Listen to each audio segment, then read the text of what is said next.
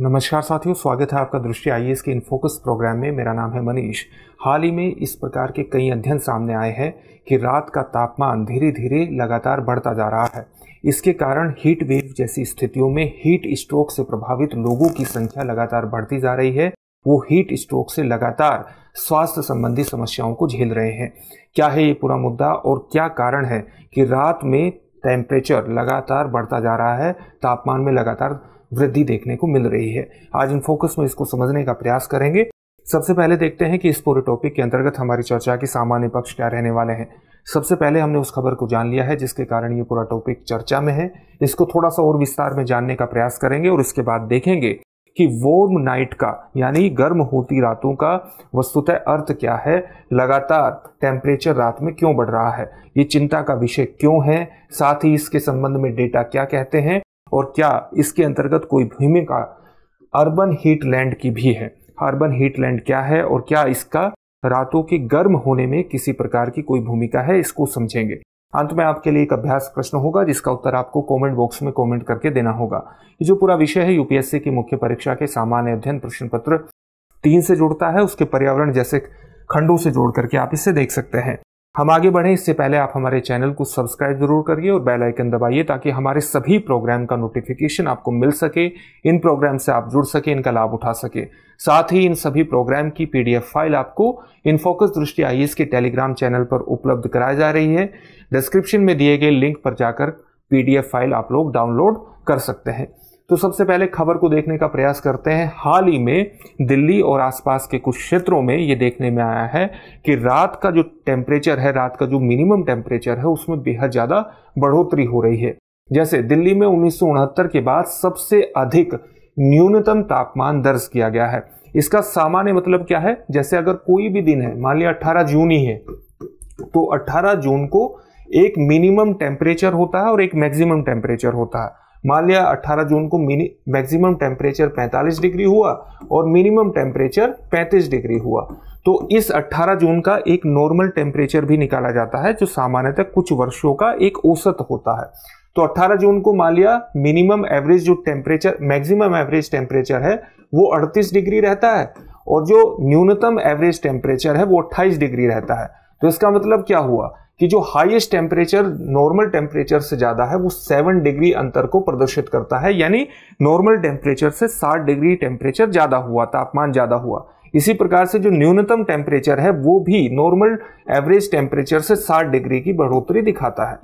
तो हाल ही में दिल्ली में ये देखने में आया है कि 1969 के बाद सबसे अधिक न्यूनतम तापमान दर्ज किया गया है, जो कितना है, 35.2 डिग्री है और ये नॉर्मल टेम्परेचर से 8 डिग्री की वृद्धि को प्रदर्शित करता है, जो अपने आप में एक बहुत बड़ी चिंता का विषय है। केवल इसी माह जून में 7 दिन ऐसे रहे हैं जो हीट वेव से प्रभावित रहे हैं। ऐसे दिनों को दर्ज किया गया है और रात के तापमान में वृद्धि निश्चित रूप से एक चिंता का विषय है। और रात के तापमान में वृद्धि वस्तुतः न्यूनतम तापमान के अंतर्गत रिफ्लेक्ट होती है, क्योंकि अगर जो न्यूनतम तापमान है वो बेहद ज्यादा बढ़ जाता है तो इसका मतलब है कि रात भी ठंडी नहीं है, रात में भी टेम्परेचर नीचे नहीं जा रहा है। जून में अब तक दिल्ली में लगातार ऐसे 6 दिन रहे हैं जहां पर रातें बेहद ज्यादा गर्म हुई हैं और रात में भी कई बार देखने में आया है कि जब दिन में टेम्परेचर 40 डिग्री या उससे अधिक हो जाता है तो रात में भी बहुत काफी लंबे समय तक 40 डिग्री टेम्परेचर बना रहता है, जिससे जो न्यूनतम तापमान है उसमें एक बढ़ोतरी देखने को हमें मिली है। 1969 से लेकर 2024 तक सबसे अधिक न्यूनतम तापमान जो अब तक दर्ज किया गया था वो 23 मई 1972 को दर्ज किया गया था। कितना दर्ज किया गया था दिल्ली में? 34.9 डिग्री दर्ज किया गया था, जो अब दिल्ली में 35.2 डिग्री 18 जून को दर्ज किया गया है उससे कम है। यानी 18 जून को जो तापमान दर्ज किया गया है वो अब तक का सबसे अधिक तापमान रिफ्लेक्ट करता है। हालांकि 1969 से पहले के जो आंकड़े हैं उनका विशिष्ट अध्ययन नहीं किया गया है, ये आंकड़े 1969 के बाद के हैं। हरियाणा के भी 2 केंद्र ऐसे रहे 18 जून को जहां पर न्यूनतम तापमान बेहद ज्यादा दर्ज किया गया, इवन दिल्ली से भी ज्यादा दर्ज किया गया। कितना दर्ज किया गया? जैसे फतेहाबाद में 35.4 डिग्री दर्ज किया गया और महेंद्रगढ़ में 35.3 डिग्री दर्ज किया गया। अगर इस सब का एक क्रक्स निकाले, एक सार निकाले, तो ये इस चीज को प्रतिबिंबित करता है कि न्यूनतम तापमान में भी लगातार बढ़ोतरी हो रही है और इसका मतलब है कि रात में भी टेम्परेचर नीचे नहीं जा रहा है, रात भी लगातार गर्म होती जा रही है। तो यही पूरा मुद्दा है। तो इसके कारणों को जानने का प्रयास करेंगे, लेकिन सबसे पहले देखते हैं कि वार्म नाइट का सामान्य तौर से मतलब क्या होता है।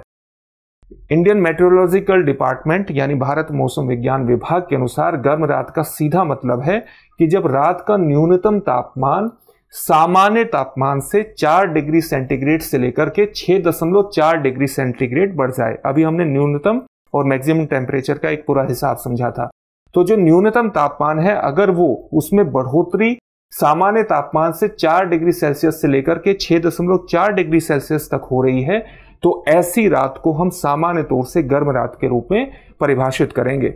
सामान्य से अगर टेम्परेचर 6.4 डिग्री सेल्सियस का अंतर दिखाता है, उससे अधिक टेम्परेचर हो जाता है, जो नॉर्मल टेम्परेचर है, वो नॉर्मल टेम्परेचर जो मिनिमम टेम्परेचर है वो नॉर्मल टेम्परेचर से 6.4 डिग्री सेंटीग्रेड से अधिक की वृद्धि को प्रदर्शित करता है। तो उसका मतलब क्या है कि सिवियर वार्म नाइट है, यानी गंभीर गर्म रात को वो रिफ्लेक्ट करता है। लेकिन दोनों के लिए एक पूर्व शर्त है। पूर्व शर्त यह है कि दिन के दौरान जो तापमान है वो 40 डिग्री सेल्सियस या उससे अधिक का रहा हो। इसका मतलब क्या है? इसका मतलब यह है कि जब हम हीट वेव की बात करते हैं तो हीट वेव में मैदानी क्षेत्रों में 2 या 2 से अधिक दिनों का तापमान 40 डिग्री या उससे अधिक के तापमान पर पहुंचा हो, तभी आप वहां की स्थिति को हीट वेव के रूप में परिभाषित कर सकते हैं। और इसमें जो नॉर्मल टेम्परेचर से वृद्धि दर्ज की जाती है वो 4.5 डिग्री सेल्सियस से लेकर के 6.4 डिग्री सेल्सियस तक दर्ज की जाती है। अगर ये वृद्धि 6.4 डिग्री सेल्सियस से अधिक रहती है तब हम उसको सिवियर हीट वेव के रूप में परिभाषित करते हैं। तो ये सामान्य इसका गणित रहता है। 19 जून को दिल्ली का जो न्यूनतम तापमान दर्ज किया गया है वो सामान्य 18-19 जून की जो रात को दर्ज किया गया है वो कितना दर्ज किया गया? वो न्यूनतम तापमान की अगर हम बात करें तो वो नॉर्मल टेम्परेचर से 8 डिग्री सेल्सियस अधिक था। साथ ही 19 जून को जो अधिकतम तापमान था वो 43.6 डिग्री सेल्सियस था, जो कि सामान्य तापमान से जो सामान्य एवरेज टेम्परेचर है उससे 5 डिग्री सेल्सियस अधिक था। यह दिखाता है कि किस प्रकार से न केवल रातें गर्म हो रही हैं बल्कि लगातार हीट वेव जैसी स्थितियां बनी हुई है। एक नक्शे में भी आप यहां देख सकते हैं कि किस प्रकार से दिल्ली में जो नॉर्मल टेम्परेचर है, नॉर्मल न्यूनतम टेम्परेचर है, उसमें 35.2 डिग्री सेल्सियस तक वो पहुंच गया और जो सामान्य टेम्परेचर से नॉर्मल टेम्परेचर से 8 डिग्री सेंटीग्रेड की वृद्धि को प्रदर्शित करता है। ये चिंताजनक क्यों है? चिंताजनक इसलिए है कि 24 घंटे के साइकिल में अगर हम आईएमडी के अनुसार ही बात करें तो आईएमडी का सीधे तौर पर कहना है कि 24 घंटे के साइकिल में, दिन के साइकिल में तापमान दिन के शुरुआती घंटों में सबसे नीचे के स्तर पर पहुंच जाता है और आमतौर पर सबसे नीचे के स्तर पर तापमान कब पहुंचता है? सुबह के 3 बजे से लेकर के 5 बजे तक। इस दौरान ये सुबह टेम्परेचर न्यूनतम स्तर पर पहुंच जाता है। लेकिन अगर टेम्परेचर, न्यूनतम टेम्परेचर भी 35.2 डिग्री सेल्सियस या उसके आसपास रहेगा तो इसका मतलब यह है कि आपको दिन में भी गर्मी से राहत नहीं है और रात को भी गर्मी से राहत नहीं है। और यह स्थिति उन स्थितियों में और ज्यादा गंभीर हो जाती है जब दिल्ली और उत्तर पश्चिम भारत में जो वर्तमान में वर्षा का स्तर है वो 90% से अधिक की कमी को प्रदर्शित कर रहा हो और दिन का अधिकतम तापमान लगातार 40 डिग्री से ऊपर बना हुआ हो। तो ऐसी स्थितियों में हीट स्ट्रोक जैसे मामलों की संख्या में अगर बढ़ोतरी हो रही है तो वो आश्चर्यजनक नहीं होनी चाहिए, क्योंकि अगर आपकी रातें भी लगातार गर्म हैं और दिन में भी लगातार गर्मी हो रही है तो इसका मतलब यह है कि आपके घर का तापमान रात में भी कम नहीं हो रहा है, यानी हीट ट्रैप हो रही है आपके घर में और आप लगातार एक गर्म तापमान में रहने के लिए बाध्य हैं। इसका सामान्य तौर से मतलब यही है और यही चिंता का एक महत्वपूर्ण कारण भी है।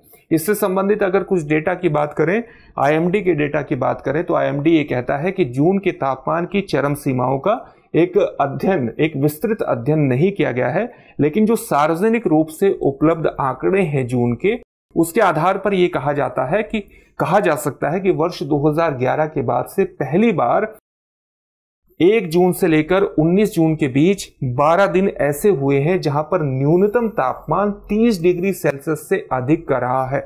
ऐसी स्थिति 2018 में भी देखने को मिली थी जब जून माह में असाधारण रूप से गर्म रहा था और ऐसे 10 दिन दर्ज किए गए थे जहां पर न्यूनतम तापमान बेहद ज्यादा बढ़ गया था और उस समय जो न्यूनतम तापमान था वो सामान्य तौर से 27.5 डिग्री सेल्सियस था, जो अपने आप में एक बड़ी वृद्धि को प्रदर्शित करता है। ये सामान्य आंकड़े प्रदर्शित करते हैं और जो दिखाते हैं कि किस प्रकार से लगातार हम एक ऐसी स्थिति में रहने के लिए बाध्य हैं जहां दिन में हीट वेव की स्थिति है, वहीं रात में भी गर्मी से राहत नहीं है और इन स्थितियों में हीट स्ट्रोक जैसे मामलों की संख्या में हमें बढ़ोतरी देखने को मिल रही है। तो क्या इसके पीछे कारण अर्बन हीट आइलैंड का भी है?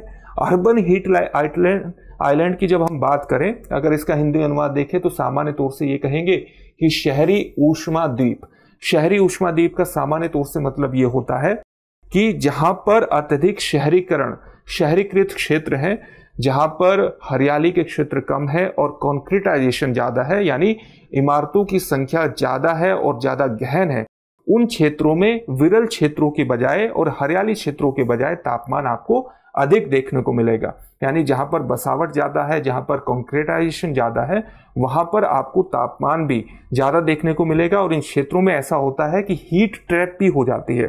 यानी ये कुछ ऐसे पॉकेट्स का निर्माण करवा लेते हैं। अगर ज्यादा बसावट के क्षेत्र हैं, जनसंख्या घनत्व ज्यादा है, इमारतें ज्यादा हैं और हरियाली कम है, तो ये अर्बन क्षेत्रों के भीतर कुछ ऐसे पॉकेट्स का निर्माण हो जाता है कि वहां पर दिन की जो गर्मी है वो ट्रैप हो जाती है, गर्मी ट्रैप हो जाती है और गर्मी ट्रैप होने के कारण कुछ ही दूरी से अन्य दूरी पर जो टेम्परेचर का डिफरेंस होता है एक क्षेत्र से दूसरे क्षेत्र में या हरियाली वाले क्षेत्र से गैर हरियाली वाले क्षेत्र में, गैर कम बसे हुए क्षेत्र से अधिक बसे हुए क्षेत्र में, वो 2 डिग्री से 4 डिग्री सेल्सियस अधिक हो जाता है।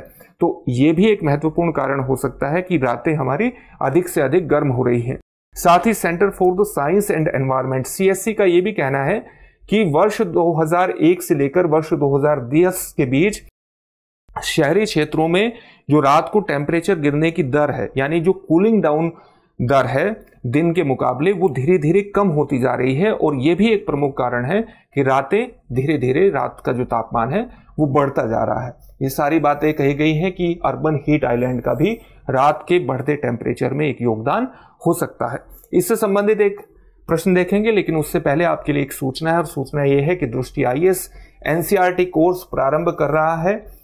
9 जुलाई से इसकी कक्षाएं प्रारंभ होंगी, लाइव ऑनलाइन फॉर्म में क्लासेस चलेंगी और इसमें एडमिशन प्रारंभ हो चुके हैं। अधिक जानकारी के लिए आप इस नंबर पर कॉल कर सकते हैं। इसी प्रकार से दृष्टि IAS लाइव ऑनलाइन फॉर्म में सामान्य अध्ययन, प्रीलिम्स और मेंस को शामिल करते हुए MPPSC फाउंडेशन बैच प्रारंभ कर रहा है, जिसकी कक्षाएं 26 जून से प्रारंभ होंगी।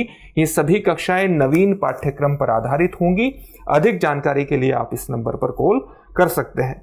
आज के टॉपिक से संबंधित प्रश्न देखते हैं। प्रश्न क्या है? वार्म नाइट में रात का न्यूनतम तापमान सामान्य से कितना अधिक होता है? आपके ऑप्शंस हैं। ऑप्शन A 4.5 से 6.4 degree Celsius, option B 5.5 degree Celsius से 6.5 degree Celsius, option C 5.5 degree Celsius से 7 डिग्री सेल्सियस, ऑप्शन D उपरोक्त में से कोई नहीं। इस प्रश्न का उत्तर आप हमें कमेंट बॉक्स में कमेंट करके जरूर दीजिए। फिर से एक नए सेशन में आपसे मुलाकात होगी। धन्यवाद।